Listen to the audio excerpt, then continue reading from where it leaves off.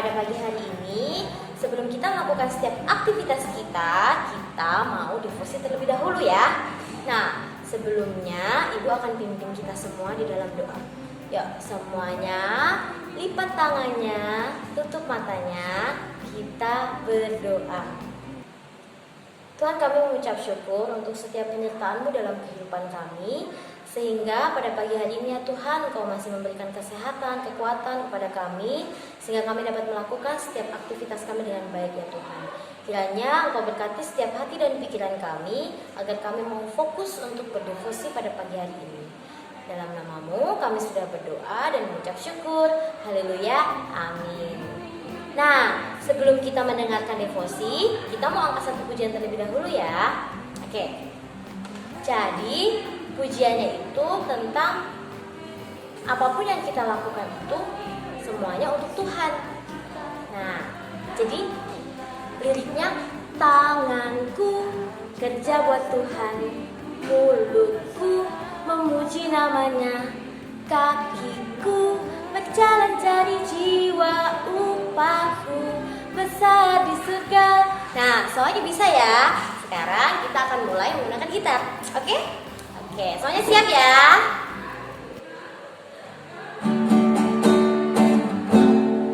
Tanganku kerja buat Tuhan, mulutku memuji namanya, kakiku berjalan cari jiwa, upahku besar di surga. Kita angkat sekali lagi ya. Tanganku kerja buat Tuhan, mulutku memuji namanya, kakiku berjalan cari jiwa, upahku besar di surga.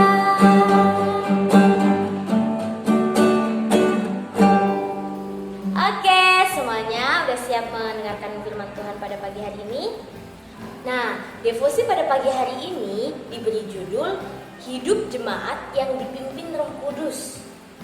Nah, ayat-ayat Alkitabnya diambil dari Kisah Para Rasul 2 ayat 41 sampai 47. Ibu akan bacakan ya. Jadi semuanya dengarkan dengan baik-baik, perhatikan ayat yang Ibu bacakan. Kisah Para Rasul 2 ayat 41 sampai 49. Demikian firman Tuhan. Cara hidup jemaat yang pertama. Orang-orang yang menerima perkataannya itu memberi diri dibaptis, dan pada hari itu jumlah mereka bertambah kira-kira 3.000 jiwa. Mereka bertekun dalam pengajaran rasul-rasul dan dalam persekutuan, dan mereka selalu berkumpul untuk memecahkan roti dan berdoa. Maka ketakutanlah mereka semua, sedang rasul-rasul itu mengadakan banyak mukjizat dan tanda. Dan semua orang yang telah menjadi percaya tetap bersatu, dan segala kepunyaan mereka adalah kepunyaan bersama. Dan selalu ada dari mereka yang menjual harta miliknya, lalu membagi-bagikannya kepada semua orang sesuai dengan keperluan masing-masing. Dengan bertekun dan dengan sehati mereka berkumpul tiap-tiap hari dalam bait Allah. Mereka memecahkan roti di rumah masing-masing secara berdiri, dan makan bersama-sama dengan gembira dan dengan tulus hati, sambil memuji Allah. Dan mereka disukai semua orang, dan tiap-tiap hari Tuhan menambah jumlah mereka dengan orang yang diselamatkan. Amin. Nah, jadi apa yang terjadi dengan mereka yang bertobat dan percaya kepada Yesus Kristus setelah mendengarkan firman yang disampaikan oleh Petrus di hari Pentakosta? Ayo. Nah, kalau menurut yang Ibu bacakan tadi, itu ada 4 poin. Nah, yang pertama itu bertekun di dalam pengajaran para rasul. Artinya mereka itu bertekun mempelajari firman Tuhan, rajin membaca firman Tuhan, dan juga rajin ke gereja gitu. Nah, yang kedua, mereka berkumpul dan memecahkan roti. Mereka mengadakan perjamuan kudus, mengingat kematian dan kebangkitan Yesus Kristus. Di sini mereka berkumpul bersama-sama untuk mengingat dan juga mengadakan perjamuan dan menjalankan persekutuan. gitu. Nah, yang ketiga itu mereka beribadah bersama-sama di rumah ibadah. Seperti yang kita lakukan. Kita pada hari Minggu bersama-sama beribadah di gereja. Mungkin yang lainnya beribadah di tempat ibadah lainnya. Nah, disitulah. Dan yang keempat, mereka berbagi dengan orang yang membutuhkan. Nah, itulah hidup jemaat yang dipimpin oleh Roh Kudus. Nah, kalau ini kan zaman dulu ya Bu ya, zaman dulu kan kita harus memecah-mecahkan roti, terus mengadakan penjamuan untuk mengingat kematian dan kebangkitan Yesus Kristus. Kalau sekarang apa Bu yang bisa kita lakukan gitu? Nah, jadi orang yang percaya yang dipimpin oleh Roh Kudus itu akan menyukai dan sangat menginginkan atau merindukan yang namanya firman Tuhan gitu. Ketika kita selalu ingin beribadah, ingin lebih dekat lagi dengan Tuhan, berdoa, dan kegiatan-kegiatan peribadahan lainnya, itu menunjukkan bahwa kita itu dipimpin oleh Roh Kudus, karena Roh Kudus itu yang bekerja di dalam diri kita. Nah, selain itu, selain beribadah dengan tekun dan menjadi berkat bagi orang lain yang membutuhkan. Nah, menjadi berkat bagi orang lain yang membutuhkan itu gimana Bu? Banyak sekali. Dengan kita membantu orang tua menyapu rumah, membantu orang tua membersihkan tempat tidur, dan kita juga hidup rukun dengan teman-teman kita saat bermain, itu juga merupakan kita itu sudah menjadi berkat karena kita sudah dipimpin oleh Roh Kudus. Nah, dan dikatakan di ayat 47, sambil memuji Allah, dan mereka disukai semua orang, dan tiap-tiap hari Tuhan menambah jumlah mereka dengan orang yang diselamatkan. Nah, di sini ada kata yaitu mereka disukai semua orang, dan banyak orang menjadi percaya kepada Yesus karena sikap perbuatan mereka. Artinya, ketika kita dipimpin oleh Roh Kudus, maka pasti apapun yang kita lakukan itu yaitu mencerminkan Kristus, di mana kita itu serupa dengan Kristus, yaitu dengan pimpinan Roh Kudus gitu. Nah, kita akan disukai banyak orang dan kita juga bisa menjadi berkat untuk semua orang.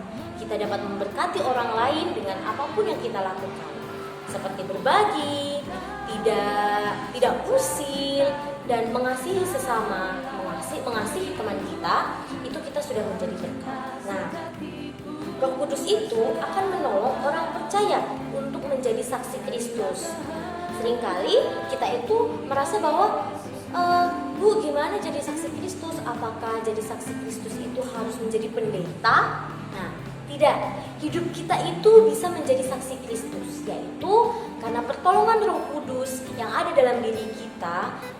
Tuhan Yesus yang memberikan Roh Kudusnya ke dalam diri kita, sehingga kita dapat melakukan setiap hal, yaitu untuk menjadi saksi Kristus di bumi ini. Nah, di dalam kehidupan sehari-hari, Roh Kudus yang sama akan menolong kita untuk menjadi saksi Kristus. Jadi, kita tidak perlu khawatir, kita tidak perlu takut.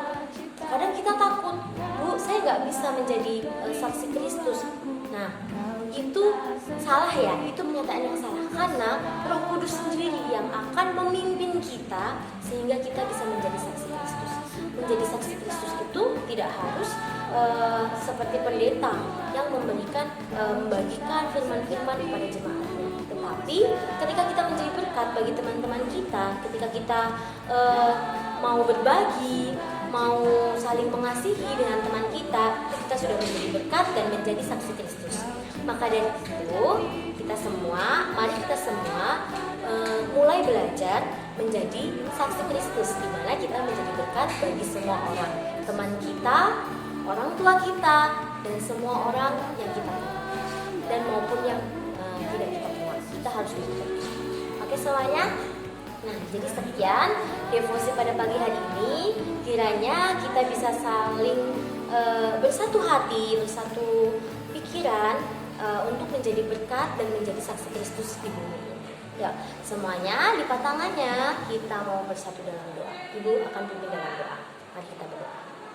Tuhan, kami sungguh mengucap syukur ya Tuhan untuk firman-Mu pada devosi pada pagi hari ini ya Tuhan Yesus. Kiranya ya Tuhan, kami ya Tuhan bisa menjadi berkat bagi orang-orang di sekeliling kami. Kami bisa melakukan setiap tanggung jawab kami, dan juga kami dapat berhikmat ya Tuhan dalam melakukan segala sesuatu ya Tuhan.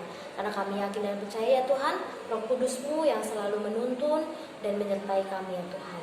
Terima kasih ya Tuhan, kehidupan kami selanjutnya kami serahkan hanya ke dalam tangan kuasa-Mu. Kiranya Engkau yang selalu memberkati kami. Ampuni segala dosa dan kesalahan kami. Dalam nama-Mu kami sudah berdoa dan mengucap syukur. Haleluya. Amin. Nah, terima kasih semuanya. Tuhan Yesus memberkati.